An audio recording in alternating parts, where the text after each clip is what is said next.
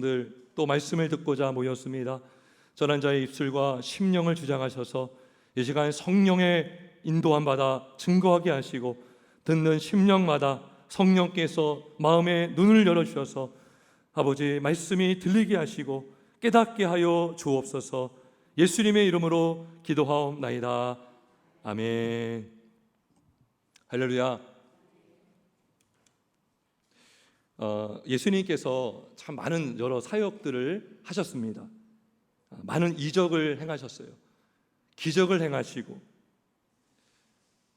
그 이적을 경험한 많은 사람들이 예수님께 나왔고요, 또 많은 사람들에게 예수님을 또 소개시켜 주기도 했습니다. 그래서 예수님께로 또 나오는 사람들이 계속 늘어나고 있었습니다. 그러니까 치료를 원하는 자들, 예수님의 은혜를 사모하는 자들, 또 은혜를 받은 자가 예수님과 함께하기 위해서 이렇게 예수님께로 많이 몰려왔습니다. 한마디로 말하면 예수님의 인기가 굉장히 올라가고 있었다라고 볼 수 있어요. 많은 이들에게 예수님은 주목을 받고 있었습니다.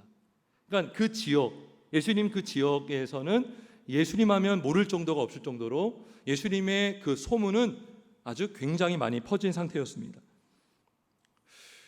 여러분, 우리가 인기가 올라가면 여러분 우리는 보통 어떻게 행동합니까? 우쭐해지기 쉬워요. 또 인기를 얻기 위해서 사람들에게 이목을 끌려고 할 때도 있습니다. 인정을 받기 위해서. 그리고 인기를 얻으면 우쭐해지고 교만해지기 쉽죠. 근데 예수님은 전혀 그러지 않았어요. PPT 말씀 잠깐 보겠습니다. 마가복음 3장 12절에 보면 예수께서 자기를 나타내지 말라고 많이 경고하시니라 그랬어요. 많은 사람들이 몰려들으면 예수님은 얼씨구나 하면서 더 오라고 할 수 있는데, 오히려 예수님께서는 자기를 나타내지 말라고 사람들에게 경고했다는 것입니다. 경고했어요. 예수님은 인기가 올라가는 것보다 더 무엇을 원했는가? 예수님은 사실 인기에 관심이 없습니다. 사람들에게 주목을 받는 것 자체를 예수님은 관심이 없습니다. 예수님의 관심은 뭐냐면 오직 생명을 살리고 그 생명 살린 생명을 예수님의 제자가 하는 것, 거기에는 예수님이 관심이 있었어요. 예수님의 모든 사역은요, 사람들을 단순히 끌어모이기 위해서 한 사역들이 아니었습니다. 인기를 얻기 위해서 한 일들이 아니었다는 것입니다. 오히려 예수님은 유명해지는 것 원치 않으셨습니다. 오직 예수님께서는 영혼을 살리고 그 살린 영혼을 제자로 삼는 일에 예수님은 관심이 있었고 그 일에 집중을 하셨습니다. 그리고 지금도 그 일에 관심을 갖고 있습니다. 여러분, 예수님은요, 많은 사람들이 모이는 것 기뻐하지 않으세요. 그러니까 많이 모이는 것보다 중요한 것은 그 사람들이 어떠한 동기로 모였는가, 어떠한 동기로 예수님을 찾고 있느냐. 많은 무리가 있어도요, 예수님은 정말 예수님을 위해서 자기를 부인하고 예수님을 따라오기를 바라는 제자들을 주님은 더 원하십니다. 제자가 되길 원하시죠. 예수님은 많은 사람들을 고치셨어요. 그리고 예수님이 가는 곳마다 많은 무리들이 있었는데 예수님이 뭐라고 했냐면 그들이 목자 없는 양같이 줄이고 목마른지다 그랬어요. 그러니까 그 사람들을 보면서 굉장히 마음 아프셨어요. 그러면서 예수님께서 마태복음 9장에 보면 추수할 것은 많되 일꾼이 적도다 그랬어요.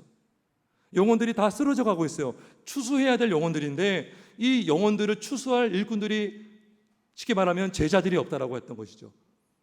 그래서 추수할 일꾼을 보내주소서 하라라고 말씀하셨어요. 예수님 혼자 할 수 있지만 예수님 혼자 하는 것이 아니라 그 일을 제자들을 세우셔서 함께 이들과 함께 일하기를 기뻐하셨다는 것입니다. 그래서 하나님 나라를 확장하기를 원하셨어요. 자, 그래서 오늘 우리가 읽은 본문은 이 제자를 부르시는 이야기를 기록하고 있습니다. 사건을 기록하고 있어요.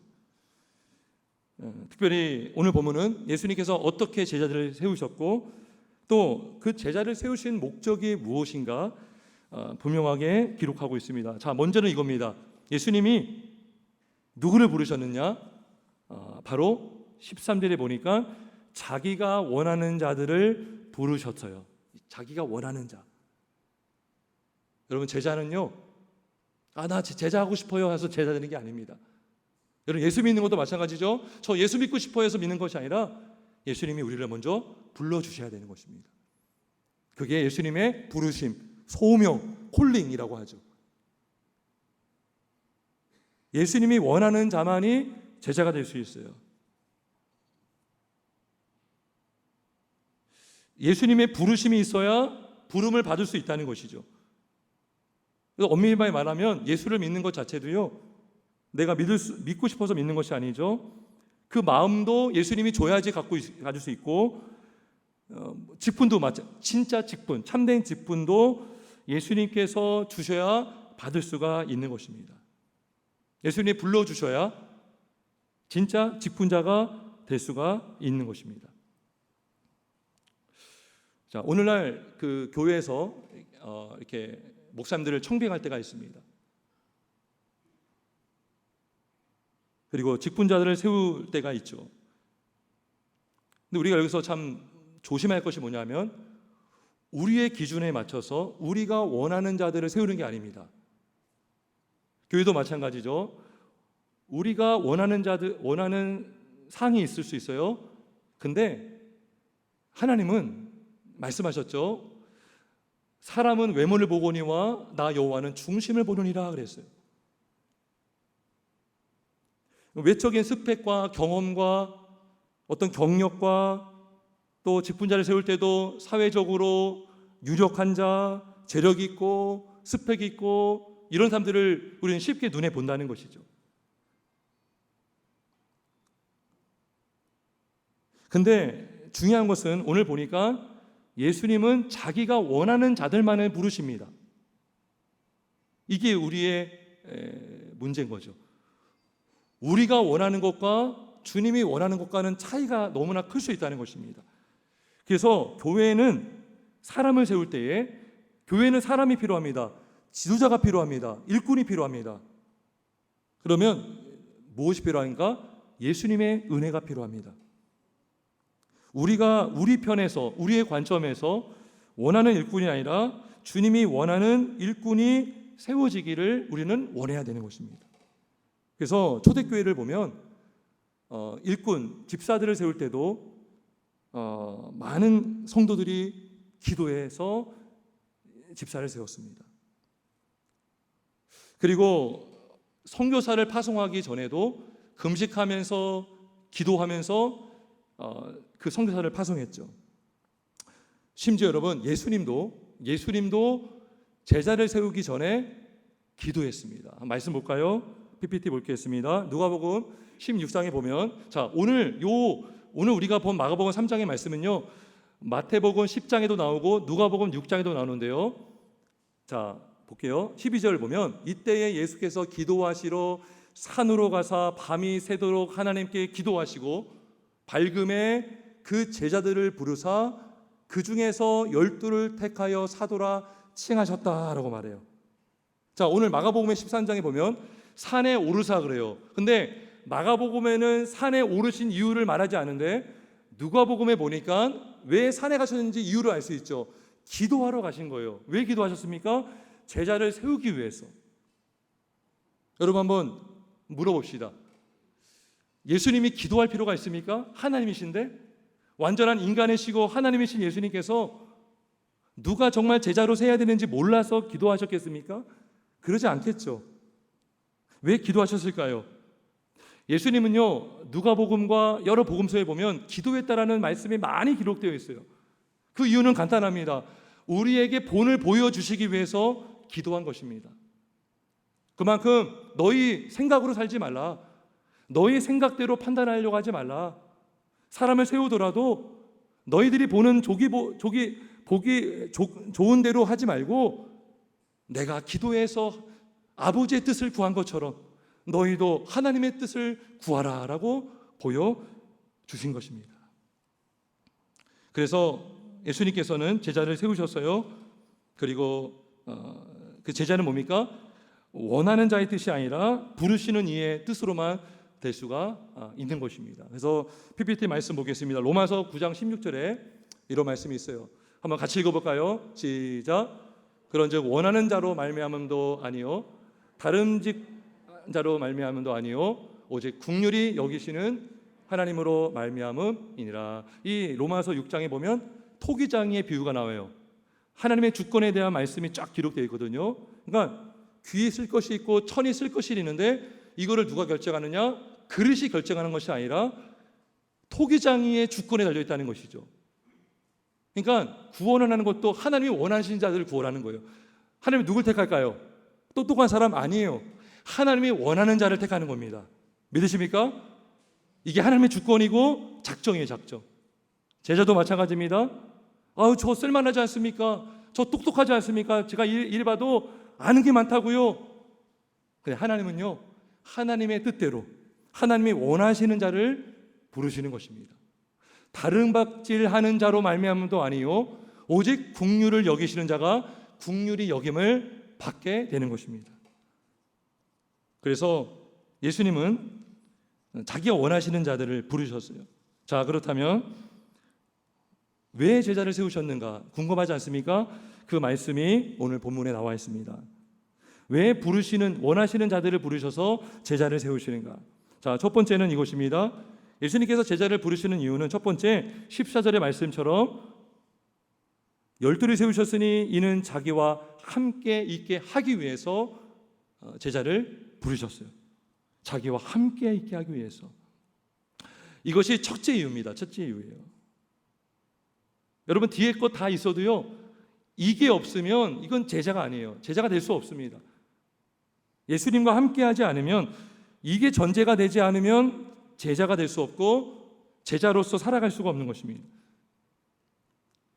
여러분 신앙이 뭡니까? 신앙 많이 들어봤을 겁니다. 여러분 신앙이 뭐죠? 신앙은 관계입니다. 관계. 우리가 예수를 믿으면 예수님과 연합된 관계가 됩니다. 그 연합의 관계를 잘 말씀해 주는 말씀이 요한복음 15장이거든요. 너희가 내 안에 내가 너희 안에 거한다 그랬어요. 무슨 말을 하는 것입니까? 너희와 나는 분리가 될 수 있는 관계가 아니다. 너희가 나를 믿으면 너희가 나와 접붙임이 되어서 너희와 나는 떨어질 수 없는 아주 긴밀하고 친밀하고 가까운 존재가 되는 것이다. 그 관계를 말씀해 주고 있는 것입니다. 연합된 관계. 그러니까 이 신자는요, 기본적으로 예수님과 늘 함께하는 자예요. 붙어있는 자예요. 여러분 포도나무의 가지는요, 포도나무에 붙어 있어야 가진 것처럼 신자는 예수님께 붙어 있어야 신자라고 말할 수 있는 것입니다.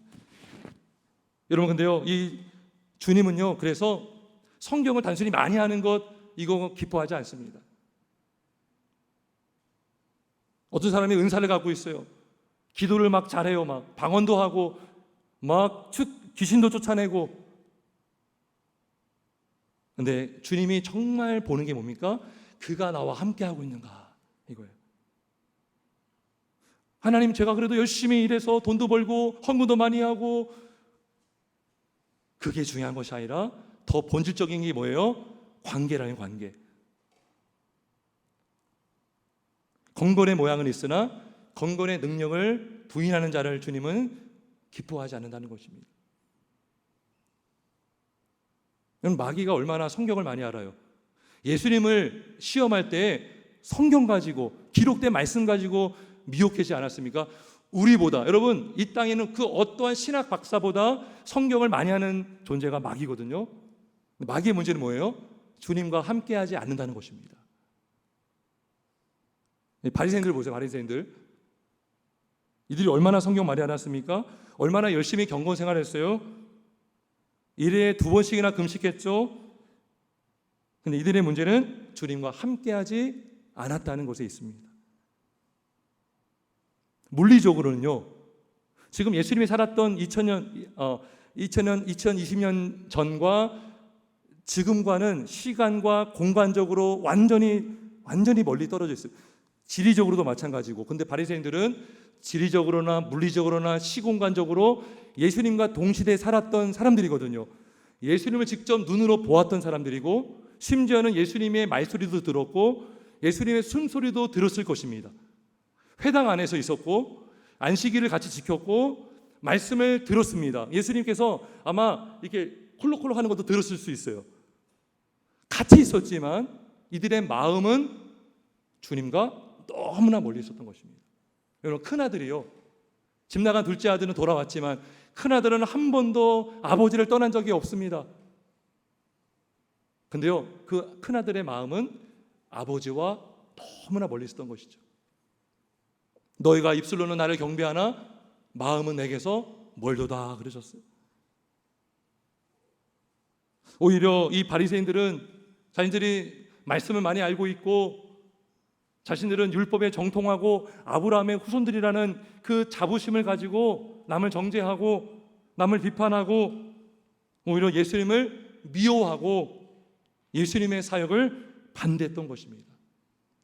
예수님이요, 굉장히 놀랄만한 말씀하셨는데 마가복음 12장 30절 PPT 한번 보겠습니다. 이런 말씀하셨어요. 나와 함께 아니하는 자는 나를 반대하는 자요, 나와 함께 모으지 아니하는 자는 해치는 자니라 그랬어요. 나와 함께 아니하는 자. 여러분, 이거 정말 중요한 말씀이지 않습니까? 우리가 보통 이단, 박해자들, 막 교회를 핍박해. 그러면 그들은 예수님을 반대하는 거 확실해. 근데요, 예수님은 나와 아무 상관이 없고 관심도 없고 예수님 누군지 알려고 하지도 않고, 이게 뭐예요? 함께하지 않는 거예요. 함께하지 않는 거예요. 그게 다른 것이 아니라 예수님을 반대하는 것이요, 나와 함께 모으지 아니하는 자는 해치는 자다라고 말씀하고 있습니다. 아무리 종교적 열심을 낸다 할지라도 주님과 함께하지 않으면 주님을 반대하는 자가 될 수 있다라고 성경은 말씀하고 있는 것입니다. 여러분, 그렇다면 우리가 어떻게 주님과 함께할 수 있습니까? 여러분, 어떻게 함께할 수 있어요? 어떻게? 바로 예수님의 말씀인 성경과 가까이 할 때 우리는 주님과 함께할 수 있습니다. 여러분, 말씀이 무엇입니까? 하나님의 말씀이죠. 죄송하지만 교회를 오래 다녀도 성경 하지만 성경이 하나님의 살아계신 말씀이다라고 지식으로는 갖고 있지만 영으로 마음으로 알고 믿고 사는 사람은 많지 않을 수 있습니다. 요한복음 1장 1절에 보면 태초에 말씀이 계시니라, 이 말씀이 하나님과 함께 계셨으니 이 말씀은 곧 하나님이시니라 그랬어요. 말씀 자체가 하나님의 소리이기도 하면서 그 말씀이 곧 하나님 자체라는 것이죠. 여러분, 말에 힘이 있어요. 말 한번 잘못하면 살간다는 말도 있고요, 말이 씨가 된다는 말이 있어요. 교회를 안 다녀도 말에 힘이 있는 걸 안다고요. 그렇다면 살아계시고 전능하시고 모든 것을 창조하신 하나님께서 말씀하신다면 그 말씀의 권세가 얼마나 대단하겠습니까? 사람을 살릴 수 있는 말씀 한마디로 변화된 사람들이 얼마나 많아요. 여러분, 어떤 사람이 과학을 믿어요. 막 과학을 신봉해요. 과학으로 확인되지 않는 건 난 믿지 않을 거야 했던 사람이요, 어느 날 말씀에서 오류를 찾으려고 말씀을 읽다가 말씀 한 절 보고 그냥 꼬꾸라지고 예수님의 살아계심을 믿고 예수 믿게 된 자들이 얼마나 많습니까? 말씀의 능력. 그래서 주님과 함께하는 거는요, 말씀과 함께하는 거예요. 말씀. 늘 말씀을 묵상하고 말씀을 가까이 하고 말씀을 읽으려고 하고, 그냥 대충 형식적으로 아니라 정말 말씀에서 주님을 만나고 싶은 마음으로. 누가 그런 얘기 하더라고요. 감자는요, 땅 깊이 안 박혀 있고 그냥 이렇게 쑥 빼면 빠지잖아요. 이렇게 감자는 이렇게 그 밭 깊이 안 박혀 있습니다. 근데 다이아몬드는요, 깊은 땅에 있습니다. 깊은 땅에. 그러니까 우리가 진짜 말씀이 주님이고 주님이 우리의 보물이고 복음이고 보화임을 안다면 말씀 안에서 이 보화 되신 예수님을 만나려고 해야 되는데, 그러려면 말씀을 자꾸 묵상하고 연구하고 말씀을 들어야 되는데, 그렇지 않고 우리가 막 겉에 있는 이 감자들만 캔다고 하면 그 안에 있는, 여러분, 광맥이 어디에 있냐? 제가요, 이거 말씀 준비하다가 한번 다이아몬드를 어떻게 캐는가 봤더니요, 진짜 어렵더라고요. 진짜 어려워요. 땅을 깊이 파야지요. 이 다이아몬드들이 있다는 거예요. 우리가 여러분 형식적으로 그냥 대충대충 성경도 대충대충 말씀도 대충대충 그러잖아요. 그러면 10년, 20년, 30년 다녀도요 우리의 믿음은 자랄 수가 없습니다. 우리가요 말씀을 그냥 보더라도 그냥 보는 것이 아니라 진짜 주님 저 여기서 주님 만나기 원합니다. 주님이 살아계심을 제가 말씀을 통해서 알기 원합니다. 그때 여러분 이 광맥이 발견되는 줄 믿습니다. 말씀의 그 보화가 성경 안에서 발견되는 것입니다. 여러분 강단의 설교도 굉장히 중요합니다. 공적 예배 때 이렇게 모여있는 곳에 누가 계십니까 여러분? 주님이 계심을 믿으십니까? 여러분 정말 믿으십니까? 지금요 예수님이요 노 목사가 어떻게 살고 있냐라고 다 보고 있어요. 예전에 제가 신대원 다닐 때 설교학 교수님께서 가장 좋은 설교는 예수님이 그 앞에 앉으셔서 어디 내가 한 말 잘 전하고 있나 본다는 거예요. 주님이 원하는 대로 전하면 그게 A 학점. 이게요 굉장히 위로가 되는 말씀이면서 두렵고 떨리는 말씀 아닙니까? 어떤 분이요 개척교회 하시는데 새벽에도 막 한두 분 나오시고 교회도 막 얼마 성도가 안 돼요. 근데 어떤 권사님이 기도하시는데 진짜 영으로 주님이 나와 옆에 있다는 게 확 믿어지는 거예요. 그러니까 사람들이 없는 것이 아니라 거기엔 주님이 계시다는 거예요. 주님이 계시다는 거죠. 지금 여기 모인 이게 왜 중요하냐? 여기에 지금 살아계신 예수님이 영으로 임재하고 있다는 것입니다. 두세 사람이 모인 곳에 나도 너희와 함께 계신다라고 약속하지 않았습니까? 주님이 여기 계시는 줄 믿습니다. 예배하는 이곳에 여러분들이 개인적으로 주님을 찾는 그 순간에 기도하는 그 시간에 주님이 함께 하시고 그리고 우리가 주님의 뜻을 구하는 것이죠. 주님의 뜻이 무엇입니까? 알려주세요. 알려주시면 순종하고 그럴 때 여러분 우리가 주님의 뜻을 따라가는 제자가 되고 주님을 닮아가는 주님의 제자가 될 줄 믿습니다. 여러분 주님과 함께 있어야 주님을 볼 수 있죠. 말씀과 함께 해야 말씀으로 주님을 만날 수 있지 않겠습니까? 우리가 막 믿음 주세요라고 기도하잖아요. 근데 왜 말씀을 보지 않으세요? 왜 말씀을 귀하게 여기지 않으세요? 자기와 함께 있게 하시고 함께 있을 때에 우리는 예수님을 닮은 제자가 될 줄 믿습니다. 두 번째는요, 예수님이 제자를 부르신 이유는 두 번째는 이겁니다. 14절 후반절에 나오죠. 보내사 전도하며 라고, 전도하며. 이거는 너무나 당연한 것이죠. 예수님이 오신 목적을 알면 이거는 뭐 당연한 것이지 않습니까? 예수님이 왜 오셨죠? 예수님은 잃어버린 자를 찾아 구원하기 위해서 오셨습니다. 잃어버린 자를 찾아서. 예수님께서 그래서 나는 여기도 가고 저기도 가야 하리니 나는 전도하기 위하여 왔노라 그랬어요. 영혼을 구원하는 그 방편이 주님의 말씀이잖아요. 말씀을 전하는 자가 없으면 어떻게 들으리요? 듣지 못한 자가 어떻게 믿으리요? 믿지 못한 자가 어떻게 예수님의 이름을 부르며 주님을 예배할 수가 있겠습니까? 로마서 10장 14절 15절 PPT 한번 보겠습니다. 아마 그 앞에 자, 그런즉 그들이 믿지 아니하는 자를 어찌 부르리요? 듣지도 못한 이를 어찌 믿으리요? 전파하는 자가 없이 어찌 들으리요? 보내심을 받지 아니하였으면 어찌 전파하리요? 기록된 바 아름답도다 좋은 소식을 전하는 자들의 발이요 함과 같으니라. 자, 예수님께서 보내사 전도도 하게 하시며 그랬어요. 보내심을 받지 않으면 전도할 수가 없어요. 여러분, 전도가요 우리 힘으로 하는 게 아닙니다. 주님이 보내주셔야 전도할 수 있는 거예요. 보내심을 받지 아니하였으면 어찌 전파하리요? 라고 해요. 여러분은 어디로 보내심을 여러분, 제자를 세워서 제자를 어디로 보내실까요? 여러분? 어디로 보낼까요? 보낸 곳이 어디입니까? 바로 세상 속으로 보내십니다. 세상 속. 주님이 말씀하셨어요. 너희는 세상의 빛과 소금이라 그랬어요. 세상이 어디예요? 세상 애매하지 않습니까? 여러분 가정은 어떻습니까? 가정은 세상일까요? 아닐까요? 여러분 가정 안에 믿지 않은 불신자가 있다면 거기도 세상의 일부가 되는 것입니다.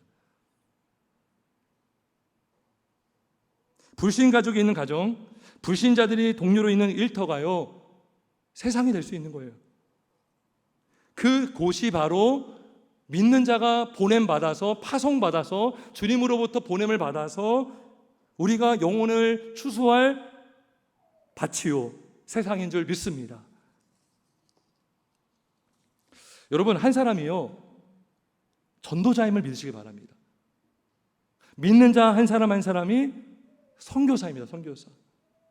여러분, 우리가요, 선교사 파송하고 후원하고 하는데 선교사를 마치 무조건 어떤 저 오지로 가고 먼 나라로 가는 분들만 선교사가 아니고요, 선교사는 예수 믿는 사람이 있는 곳에서, 그 있는 곳이 선교지요, 거기에 있는 자가 선교사요, 그 사람을 통해서 하나님은 영혼을 추수하기를 원하시는 줄 믿습니다. 말씀을 보겠습니다. 고린도전서 7장 14절에 보면 이런 말씀이 있어요. 우리 같이 한번 읽어볼까요? 시작.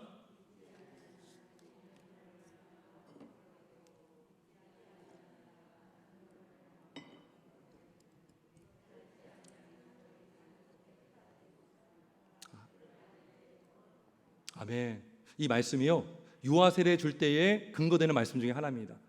그러니까 유아 세례 받을 때 부모 중에 한 사람만 믿으면 세례 줘요. 근데 그 근거가 바로 요 말씀이거든요. 근데 이거를 마치 유아 세례 줄 때의 근거로만 여기는 경우가 많아요. 저도 그랬어요. 근데 이 말씀을 다시 묵상해 보니까 놀라운 뜻이 있더라고요. 한 사람 때문에 가정이 거룩하게 될 수 있다라는 거예요. 보세요. 믿지 아니하는 남편이 안으로 말미암아 거룩하게, 예수 믿게 된다는 것이죠. 성도가 된다는 거예요. 거룩한 무리가 된다는 겁니다. 믿지 아니하는 아내가 남편으로 말미암아 거룩하게 되나니 그렇지 아니하면 너의 자녀도 깨끗하지 못하리라. 그러나 이제는 거룩하니라. 한 사람 때문에, 믿는 엄마 한 사람 때문에, 믿지 않은 아빠와 자녀가 예수를 믿고, 믿는 남편 하나 때문에, 아빠 때문에 믿지 않은 아내와 자녀들이 예수 믿을 수 있고, 믿는 어린아이 한 사람 때문에 그 가정의 부모가 예수를 믿게 될 줄 믿습니다. 한 사람 때문에. 한 사람이요, 지금 복음의 씨앗으로 심겨진 거예요.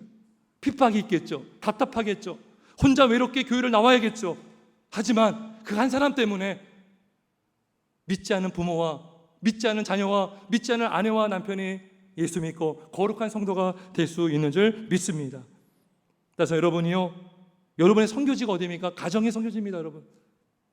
여러분 직장이요, 선교지임을 믿으시길 주의 이름으로 축원합니다. 여러분이 선교사입니다. 선교사.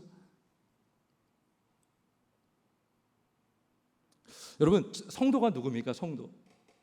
말씀을 준비하면서 이 고민이 들었어요. 여러분, 성도가 뭡니까? 성도. 여러분, 성도는 자기를 부인하지 않아도 되는 거예요? 한번 여러분에게 질문해 보세요. 우리가 보통 제자하면 자기를 부인하고 자기 십자가를 져야 된다고 했을 때, 이건 제자니까 당연히 제자이지, 아니, 성도는 안 해도 돼라고 생각한 적 있으세요? 성도는 자기를 부인해도 되는 거예요? 성도는 예수님을 안 따라가도 되는 거예요? 제가 이 질문의 취지를 아시겠어요? 성도는 그러면 전도 안 해도 되는 거예요? 그러니까 지금 성도와 제자를 자꾸 분리하려고 해요, 우리 마음속에는. 근데요, 성도는 제자입니다. 제자. 예수님이요, 복음서 보면 막 섞었어요. 막 제자, 무리, 막 제자 하는데요, 제자는 뭐냐? 주님이 부른 자죠. 예수님이 우리를 부르지 않으면 믿을 수 없죠. 전도자로 부름 받아서 우리 한 사람 때문에 믿지 않은 가정이 예수 믿게 되고 일터가 복음화 되는 줄 믿습니다. 그래서 여러분, 성도는 늘 영혼에 관심이 있어야 되는 것입니다. 영혼. 저 사람 예수 믿을까 안 믿을까? 어떻게 예수를 믿을 수 있을까? 이 고민을 하게 되는 것이죠. 왜요? 우리를 세상으로 보냈기 때문에 어디서든지 우리를 전도자로 우리를 세우셨기 때문에 주께서 우리를 전도자로 부르시고 세우신 줄 믿습니다. 마지막 세 번째, 예수님께서 제자를 부르신 이유가 뭡니까? 바로 이겁니다. 귀신을 내쫓는 권능도 가지게 하려 하심이로라. 15절 말씀이죠. 귀신을 쫓는 권능, 이건 역시 전도와 연결이 되어 있어요. 직결되어 있습니다. 여러분, 복음을 전하는 일이 뭡니까? 여러분, 복음을 전하는 일은요, 그냥 장난으로 하는 게 아니에요. 엄청난 영적 에너지가 소모됩니다. 저는 이걸 몰랐어요. 그런데요, 점점 그거를 많이 경험하게 됩니다. 어느 때는요, 불신자와 막 대화할 때도요, 영적인 힘이 막 빠질 때가 있어요. 막 기력이 막 빠져요. 막 예수님을 증거하는데 막 변론하는데 그냥 영적 기력이 막 빠질 때가 있어요. 아, 이게 전도한다는 게 이게 쉬운 게 아니구나. 이게 영적 전쟁이구나. 영적 전면전이구나. 왜요? 그 사람에게 말하는 게 아니에요. 지금 그 사람 배후에 역사하는 마귀와 전쟁을 치르는 게 전도라는 것이죠. 그 사람은 내가 왜 예수를 믿지 않는지 몰라요. 왜 세상이 하나님이 창조했다는 것을 모른다고요. 아무리 세상에서 아무리 어떤 걸 말해줘도요, 믿을 수가 없어요. 왜냐하면 세상 신에 매여 있고 마귀에게 매여 있고 귀신에게 영향을 받기 때문인 것입니다. 그래서 여러분, 이 전도하는 것은요, 지금 마귀의 포로된 자에서 복음의 낯을 들고 가서 그 포로된 그 줄을 끊고 빼우는 게 뭐예요? 전도예요, 전도. 한번 말씀 보겠습니다. 골로새서 1장 13절, 14절 보면 그가 우리를 흑암의 권세에서 건져내사, 이 건져내는 게 전도하는 거잖아요. 그의 사랑의 아들의 나라로 옮기셨으니 그 아들 안에서 우리가 속량 곧 죄사함을 얻었도다. 이 전도하는 게요, 영적 전쟁입니다. 아주 치열한 영적 전쟁입니다. 마귀들과의 싸움.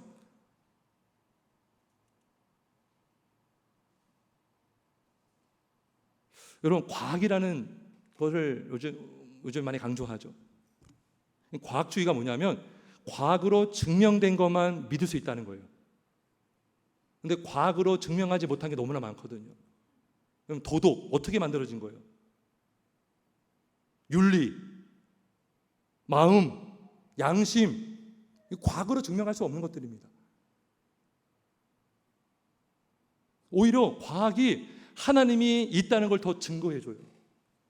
그런데 과학을 신봉하는 자들은 과학으로 증명된 것만 믿을 수 있다 해서 너희들이 믿는 신이 어디 있느냐 그래요. 그런데 그들이 신이 없다는 것을 증명하지 못해요. 왜요? 하나님은 보이지 않기 때문에. 하나님은 증명해서 믿을 수 있는 존재가 아닙니다. 성령께서 깨닫게 하시고 믿게 하시는 은혜가 있어야 믿을 수 있는 것이지, 과학자들이요, 이걸 막 자꾸 주장을 해요. 이성이라는 신이 있어요. 쾌락이라는 신이 있어요. 예수 믿으면 재미없지 않냐? 아, 왜 이렇게 재미없게 살아? 술 안 먹고 어떻게 그렇게 재미있게 재미없어? 라고 막 유혹한다는 것이죠. 쾌락이라는 신이 있어요. 과학이라는 신이 있고요, 이성이라는 신이 있어요. 자, 고린도전서 후서 4장 4절 말씀 보겠습니다. 이런 말씀이 있어요. 자, 이 세상의 신이 믿지 아니하는 자들의 마음을 혼미하게 하여 그리스도의 영광의 복음의 광채가 비치지 못하게 함이니 그리스도는 하나님의 형상이니라. 이 세상에 많은 신들이 있다고요. 방송이 있고 미디어가 있고, 이게 뭐예요? 다 세상의 신들이 우리를 혼미하게 해서 하나님의 존재를 부정하고 예수님의 유일한 구원자 되신 그 구원의 길을 부정하게 만든다는 것이죠. 우리의 싸움은 그게 뭐냐? 혈과 육을 상대하는 것이 아니라 통치자들과 권세자들과 이 어둠의 세상 주관자들과 하늘에 있는 악의 영들을 상대함이라 그래요. 여러분, 우리가 무슨 수로 이 악한 영들을 맞서서 이길 수가 있겠습니까? 무슨 수로? 여러분, 마귀는 우리를 볼 수 있는데 우리는 마귀를 볼 수 없어요. 왜요? 마귀는 영적인 존재잖아요. 우리는 육적인 존재와 영적인 존재를 다 갖고 있지만 마귀는 우리를 너무나 잘 안다고요. 어떻게 그들을 싸워서 이길 수 있어요? 우리 힘으로 전도할 수 없고 귀신과 싸워 이길 수가 없다는 것이죠. 그래서 예수님께서 제자를 부르시고 뭘 줬냐? 귀신을 내쫓는 권능도 가지게 하려 하심이로라. 오직 예수님의 권세와 권능이 없이는 우리는 전도도 할 수 없고요, 예수를 믿을 수도 없고요, 우리는 원수 마귀를 쫓아낼 수가 없는 것입니다. 하지만 예수님께서 우리에게 권능을 부어주시면, 성령이 너희에게 임하시면 너희가 권능을 받고 증인이 된다 약속하신 주님께서 우리가 권능을 받으면 그 권능의 힘으로 전도도 할 수 있고 마귀를 맞서 이기게 되는 줄 믿습니다. 여러분, 그런데 마가복음 9장에 보니까요, 제자들이 귀신을 쫓아내지 못한 사건이 나옵니다. 9장에 보면 나와요. 그때 예수님께서 아주 의미심장한 말씀하십니다. 기도 외에는 다른 것으로는 이런 유가 나갈 수 없느니라. 이게 무슨 말씀이냐면, 제자들이 과거에도 귀신을 많이 쫓았어요. 그 경험이 딱 있는 거예요. 아, 나에게는 은사가 있구나, 언제든지 써먹을 수 있겠구나. 교만해진 거죠. 방심한 거죠. 근데 기도 외에는 이게 뭐예요? 나를 매 순간 의지하지 않고는, 이거예요. 나를 의지하지 않고는 이런 귀신이 나갈 수 없다라고 말씀하신 거예요. 여러분, 제가요, 믿음 생활하면서 깨닫는 게 있어요. 저는 처음 믿음이 계속 가는 줄 알았어요. 처음 믿음이 계속 그냥 유지가 될 줄 알았어요. 근데요, 조금만 방심하잖아요. 어느 때는요, 믿음 없는 자처럼 살 때가 있더라고요. 제가 생각도 믿음 없는 것처럼 행동하고 생각하고, 말도 그렇고 판단도 그렇고, 어느 때는요 진짜요, 내가 믿음 있는가 이렇게 생각할 때가 있어요. 그때 깨닫는 게 뭐냐면, 믿음을 주신 것도 우리 예수님이시지만 믿음을 갖게 하시고 믿음을 유지하게 하는 분이 누구십니까? 바로 예수님을 믿으시길 주의 이름으로 축원합니다. 내 힘이 아닙니다. 기도 외에는 다른 유가 나갈 수 없다는 것은 결국 주님과 함께하지 않으면 전도도, 귀신 쫓는 것도, 봉사도, 기도도, 그 무엇도, 아무것도 할 수 없다라고 말씀한 거예요. 나와 함께하지 않으면 우리의 모든 사역과 행동과 우리의 봉사가 우리 주님과의 관계로부터 나와야 되잖아요. 말씀을 정리하겠습니다. 그래서 여러분, 이 모든 일을 누가 하시냐? 바로 우리 예수님께서 행하시는 줄 믿습니다. 보세요. 자기가 원하는 자들을 부르십니다. 그리고 자기와 함께 있게 하시고, 이게 누가 하시는 거예요? 예수님이 하시는 거죠. 또 누가 보내십니까? 예수님이 보내는 거예요. 누가 권능을 주십니까? 예수님께서 귀신을 쫓는 권능을 주는 거예요. 그래서 바울이 이렇게 고백했습니다. 고린도전서 15장 10절 PPT 말씀 보겠습니다. 우리 한번 같이 읽어봅니다. 그러나 시작.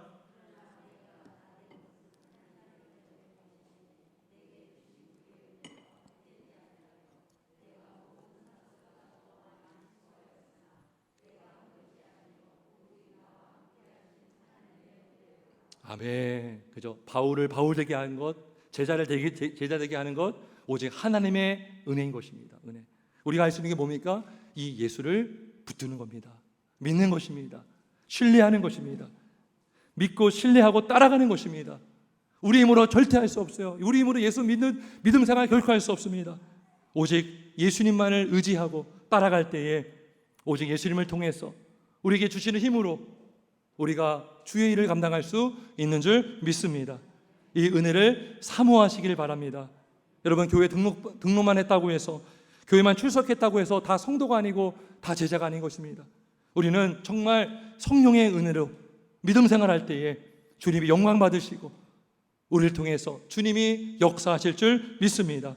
이 사명을 잘 감당하시는 우리 모두가 되길 예수님의 이름으로 축원합니다. 함께 기도하겠습니다.